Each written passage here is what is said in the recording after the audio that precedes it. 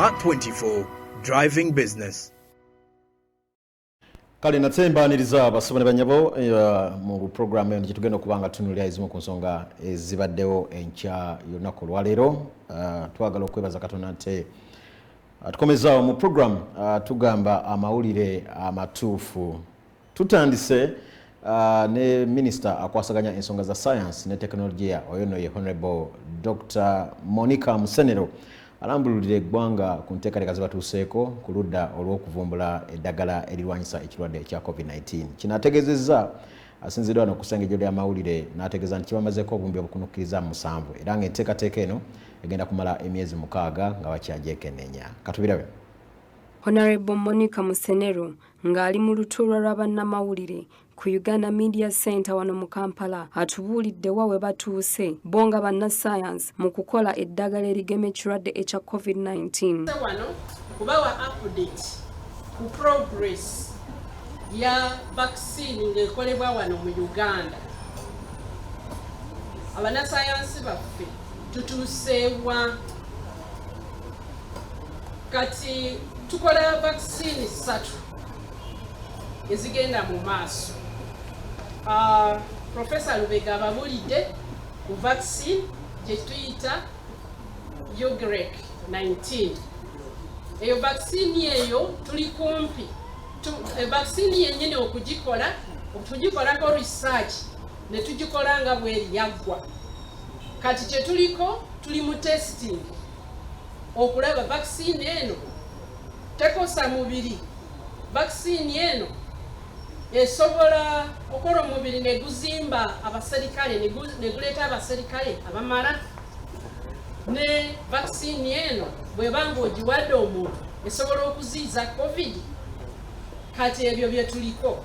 Kati stage esooka ey'okulaba nti vaccine eno tekosa mubiri eyo twagimala.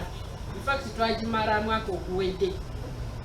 Stage ey'okubiri vaccine eno estimulating omubiri okuleeta abaserikale abalwana ne balwanyisa COVID. Study eyo nayo twagimaze okugikola. Kati bannasscience bali mu kukola analysis data banoonyereza obuntu bungi kubanga vaccine eba egenze mu muntu tetwagala etuukeyo ng'ekosa omuntu obanga terina kyekola. Kati stage ey'okusatu gye tugendamu era tulinze ezo mesezo ze mwakazaako erinnya lyange. Dr. Musenero awadde enteekateeka y'okukola eddagala ery'okugema nga likolebwa bannasscience mu Uganda era nga wano waayanjulidde ssente obuwumbi 7 ze baakakozesa mu kulinoonyerezaako ne mu kulikola nawankubadde basaba obuwumbi 31. Agamba nti ssente zino ekitundutundu ku zo zaali zaakola byakukebera eby'okujjanjaba n'okumanya eddagala ky'ettuufu. Vaccine, diagnostic n'eddagala erijjanjaba oba bye tuyita therapeutics. Diagnostic bye bikebera nga bwe mumanyi bulijjo omulina okwekebeza obuntu obwo baba bajja mu bunyindo ne babutwala eyo ne musasula ssente meka? $3 nga zisseeko twatandikira mu $5 oba 6. Kati obuntu obwo kati tuli ready obwo twamala dda tuli kuzimba factory gye tugenda obufulumya. Si buno bwoko bwa COVID naye n'obulala bwonna bwe twetaaga. Kati ssente ezo vaccines twaziteekamu 7 billion. Gwaliwo obugwamuko figures sizirina wano nga bwe zinaye 7 billion okukola research mu vaccine ezitudevelopingize vaccine zino kati zetulina zetuyita candidate vaccines 7 billion.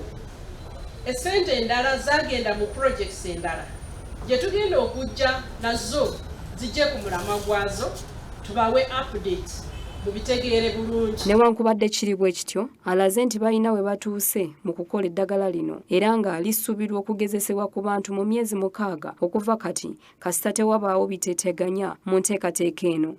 Twagala okuteekawo we tusobola okutegekera nga tukyatesitinga wano tutegeke engeri gye tusobola okolamu vaccine eyo mu version ekirizibwa mu bantu. Kubanga version eno gye twakola gye tulina gye tukozesa mu mmese tebatuukiriza kugikozesa mu bantu. Kati ebyo byonna tujja bikolera wamu tulabe nti tusalako obudde era singa tuba tuyiseemu bulungi nga tewali bitusomozeza ebirala tewali byesitaze ebirala tujja kubanga tusuubira nti mu myezi nga 6 ku 8 tujja tuba tutandika okukuba abantu ba volunteer mu trial gye tuyita phase 1 clinical trial mu bantu era ndabye bangi bamu wano already beewaddeyo okubanga bagezesebwako ku vaccine ekoleddwa wano nange kennyini nja kubeeramu. Kigambibwa nti eddagala lino lijja kuyamba nnyo mu kumalawo akawuka ka COVID-19 n'enkendeeza mu kusaasaanya ssente z'eggwanga nga bagula eddagala okuva mu mawanga amalala. Babu Issa, Crasmart 24. Kale ndowooza tulowooza nti enteekateeka ezo zigenda kukola kyamaanyi okusobola okulaba nga nate Abannayuganda ffeffena abakoseddwa ekirwadde ekya COVID-19 tusobola okuba nga nate tuyambibwa. Twagala okwebaza gavumenti olw'enteekateeka eyo nate gye batuuseeko. Nga tuvuddeko eyo kano katwolekere ensonga y'obutale. Kakati oluvannyuma lwa RCC wa Kampala Hussein okulamugira abatembeeyi okwambuka okolera ku mbalaza mu kibuga ekikulu ekya Kampala kino kireetedde obutale obwerako ddala okuba nga bujjudde. Kati omusoso waffe bwe yabadde atambulako mu katale k'ekireka, abakungu Daniel Mubiru onoono yamyuka ssentebe w'akatale k'ekireka yabategeezezza nga akatale kajjudde era nga wetwogerera kalina abasuubuzi abakunukkiriza mu mitwalo 3. Daniel Mubiru nga yamyuka akatale k'abalimi ekireka agamba nti obutale bwe buti bugatta abalimi okuva mu bitundu bya Uganda eby'enjawulo era tuwadde engeri ebbeeyi y'ebintu nga bweyimiridde. Ebbeeyi y'ebintu ebadde tepaadde nnyo kuba emabegaka omwezi gw'11 n'ogw'10 ennyanya yali eri mu bbeeyi ya waggulu $400 netuukako ne mu 5. Naye kati wetwogerera ennyaanya ebokisi eri mu $10, 15, ekinene ennyo 2. Mpozi kwotaalira n'ebintu ebirala nga akammonde, tulinamu obummonde obwakabaale, tulinamu obummonde obwambalala, tulinamu obummonde buno obuva e Kenya. Kati buno obuva e Kenya nabwo bubadde mu bungi. Weewaawo kati akammonde kwe kukkamu. Akammonde k'ekabaale ne kasobola okuba nga kali mu 12. So nga luli kaaweza n'emitwalo 2. Kati ebintu bibadde tebiri nnyo mu bbeeyi ya waggulu okutwalira awamu. Agamba nti bo ng'abakulira akatale ng'otaddeko abasuubuzi bafuna okusoomoozebwa okw'enjawulo omuli abantu okugaana okusasula empooza so nga n'obukumi tebuyimiridde bulungi. Empozi nga w'omanyi nti w'obeera mu society y'abantu osanga ebisoomooza ebyokusoomooza bingi.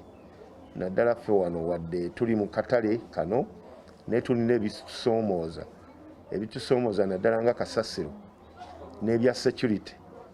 Kati weekanga nga abantu baffe empooza gye tubajjako ntono naye ate nga tebaagala nabamuggiwa ate nga ye meetinga services nga security, services nga garbage. Daniel ayongerako n'ategeeza nti okukolera mu butale nga buno tekiba kya bbeeyi ya waggulu era ayongedde n'amenyaamenya ssente mmeka ezisasulibwa. Oli waaba asazeewo okupangisa ssente toyinza muteekako nti kyankomeredde kuba eriyo omudaala nga gwakayumba.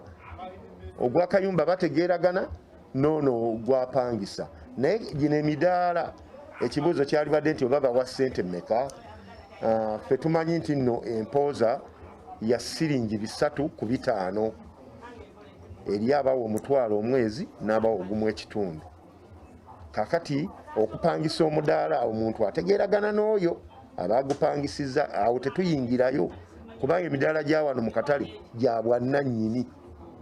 Kati omuntu ayinza okugupangisa $2, ayinza omupangisa $4, ate kisinziira na mu department ki omudaala mwe guli. Okuva akatale lwe kaakolebwa abasuubuzi bataataaganyizibwa n'omwala ogutwala kazambi era nga guno guba gujjudde buli kaseera nga kino kikosa ebitundu ebyetooloddewo. Naye Daniel agamba bakola bukubirire okulaba ng'ensonga eno egonjoolwa. N'omwala ogw'amazzi oguyisa amazzi agava eno waggulu okuviira ddala eringa ewa Kabaka, omwala ogwo guyita mu katale kano. Kati abantu bano ba citizen bano ba round citizen bannaku ba neighbors basuula ebisasiro mu mwalo ogwo ne weekanga nga byonna biggwera wano ku kkubo mu katale kaffe kuba gufulumira.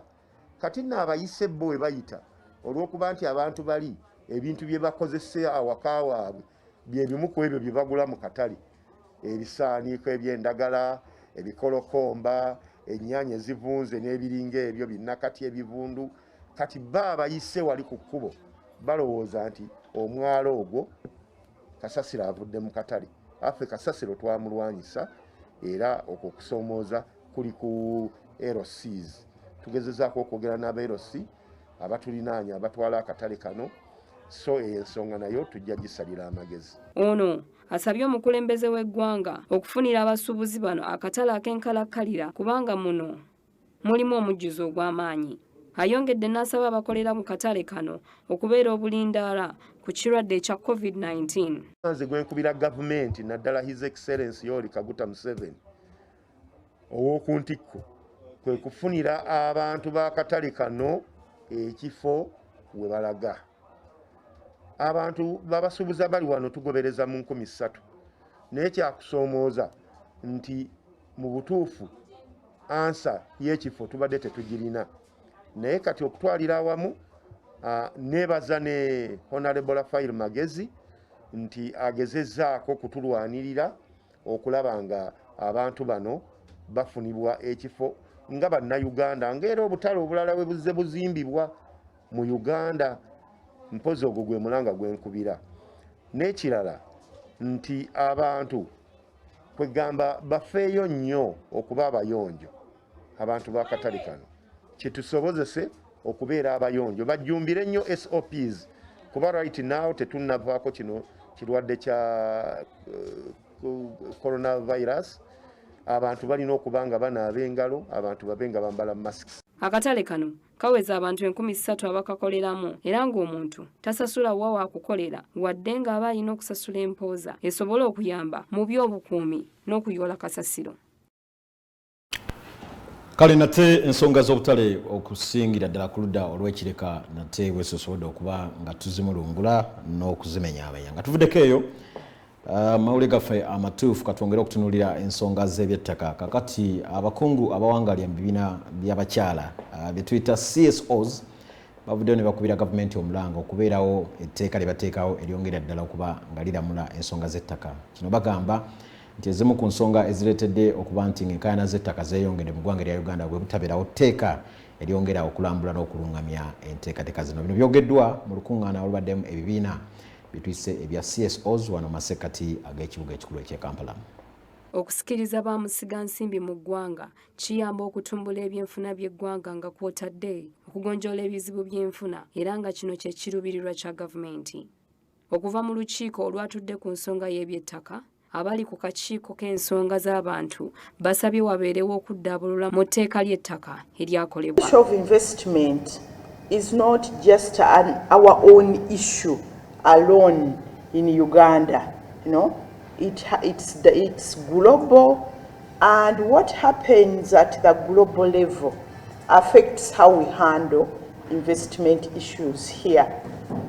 And by the end of my presentation, we'll be able to find out how we can be able to engage at other levels beyond Uganda to make sure that we have policy space to be able to have a better investment regulatory framework in Uganda. Akawakatirwa 237 mu Constitution kagamba nti buli munnayuganda alina olukusa okugula n'okubeera n'ettaka. Kino kikolebwa ng'omuntu ssekinnoomu oba ng'ekibinja. Wankubadde ebyo biri bityo, amateeka gano okumala ebbanga ddene gatyoboddwa naddala bamusiga nsimbi. That our people can be shot at and killed and nothing is done. For me, I think there's a lack of respect for the people that own these resources. Remedy. What remedies really exist here? I think right now, Uganda is not doing so badly.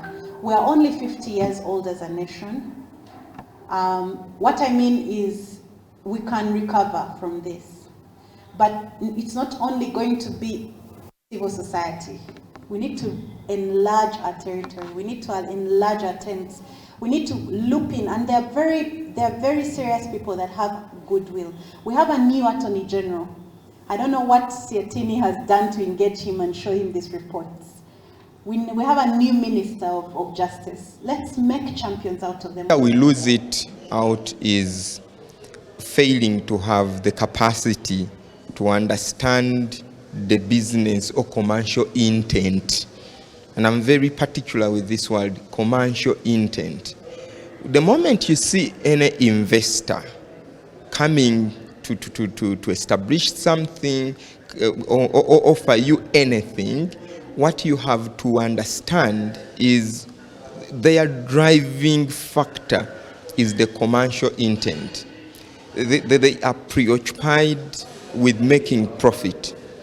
Even when they do anything which looks like to be social, they can maybe build a playground, they can put up a vocational school, you can welcome that. But you need to understand at the end of the day, what is that thing that they will be taking out. Brenda Nkunda nga ye Programs Director mu Southern ne Eastern African Trade Information Negotiation Institute agamba nti bataddewo enkola ey'okulaba nga bamusiga nsimbi tebalinyirira ddembe ly'abantu mu bitundu mwe bagenda okukolera ng'amagoba tegannalowoozebwako. Investments are a key driver for development, but we also do understand and appreciate that we cannot achieve anything if people's rights are not protected. So as Siatini, our belief is that for investments to work, we need to prioritize the rights of the people.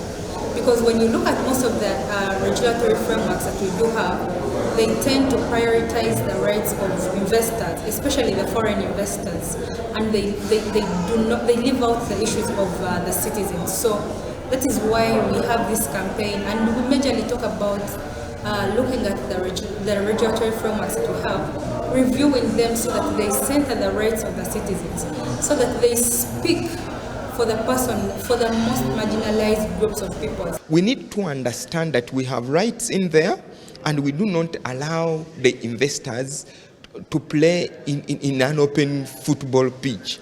It's like, let me use an analogy of a football team. There is a goalkeeper, there is a defender, there is a striker, and both sides, and there is an umpire. There is someone who is determining, okay, the rules of the game are these. But in many of the cases, the investment that we've got in Uganda recently, it's as if there is only one player. By the time we wake up as Ugandans, we don't have land, we don't have our natural resources, we don't have the ecosystem, we do not have our source of livelihoods. Ekibbattaka si kyakatandika kati wabula kibaddewo okumala ebbanga eddene era ng'abantu bangi batiisibwatiisibwa olwo nno ne bagobebwa ku ttaka. Kati tulaba nga kino kyeyongedde nnyo mu bitundu by'eggwanga eby'enjawulo nga kino kikosa ebyenfuna. Pedson Mumbere, Kurasmat 24. Kale amatuufu ku ssaawa 7 bwe gatabasobodde okubanga gatambula naye nyongera okubajjukiza nti ku ssaawa emu tugenda kuba tukomawo n'emboozi ezisukkakawo ate ku ssaawa 3 awo no tujja kuba mu lulimi olunyanyembe era nga tukutuusaako ezimu ku nsonga ezisobodde okubanga zigenda ddala maaso mu ggwanga lyetuyise erya Uganda. Ngenda kuba mpumulamu katono naye bwe nkomawo pulogulaamu Uganda Tukole genda kuba etandika tovaawo.